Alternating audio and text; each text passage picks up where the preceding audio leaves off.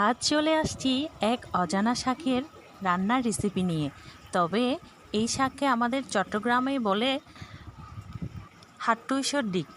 এই হাট্টুইশের ডিক রান্নার রেসিপি নিয়ে চলে আসলাম। এর জন্য প্রয়োজন পেঁয়াজ, রসুন, এখন দিয়ে দিচ্ছি হলুদ, এরপর দিয়ে দেব জিরা মশলা, জিরা ধনে দুটাই মিক্সড মশলা। এরপরে মরিচ গুঁড়া দিয়ে দিয়েছি, পরিমাণ মতো লবণ দিয়েছি, এরপর তেল দিয়ে দিচ্ছি। আমি কিন্তু আগে তেল দিইনি, এটা হাতে মেখে তারপর বসিয়ে দেব।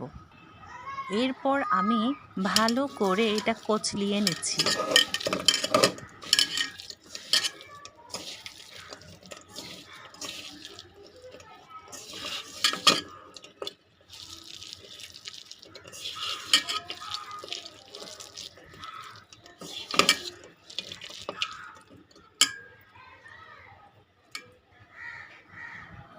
এরপর দিয়ে দিচ্ছি চাপা শুটকি।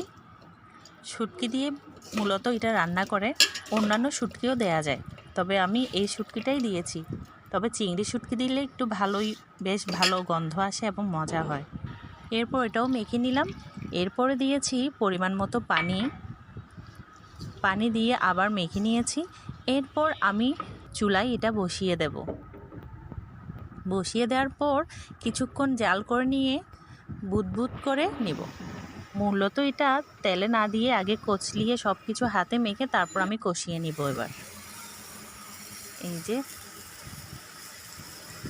এরপর দিয়ে দেব নাম না জানা সেই শাক, যদিও বা চট্টগ্রামের ভাষায় বলে হাট্টুইশর ডিক।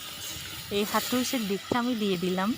আমার আসলে জানা নেই এটা শুদ্ধ নামটা, তাই আমি আমার চট্টগ্রামের ভাষায় যে নামেই চিনি আমি ওই নামটাই বারবার উচ্চারণ করছি। এরপরে এটা আমি বসিয়ে দেব। বসিয়ে দিয়ে নেড়ে চেড়ে তারপর ঢাকনা দিয়ে দেব। ঢাকনা দিয়ে কিছুক্ষণের জন্য সিদ্ধ করে নেব, যাতে এটা নরম হয়ে আসে।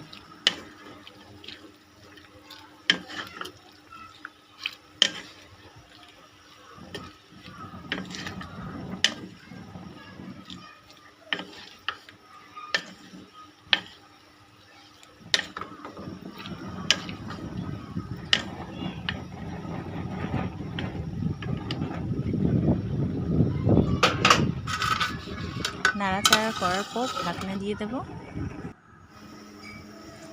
এরপর আবার ঢাকনা উল্টিয়ে দেখলাম প্রায় হয়ে এসেছে। এটাই হচ্ছে আমার ফাইনাল শাকের রান্না। কারো যদি শুদ্ধ নাম জানা থাকে প্লিজ কমেন্ট করে জানাবেন। ধন্যবাদ।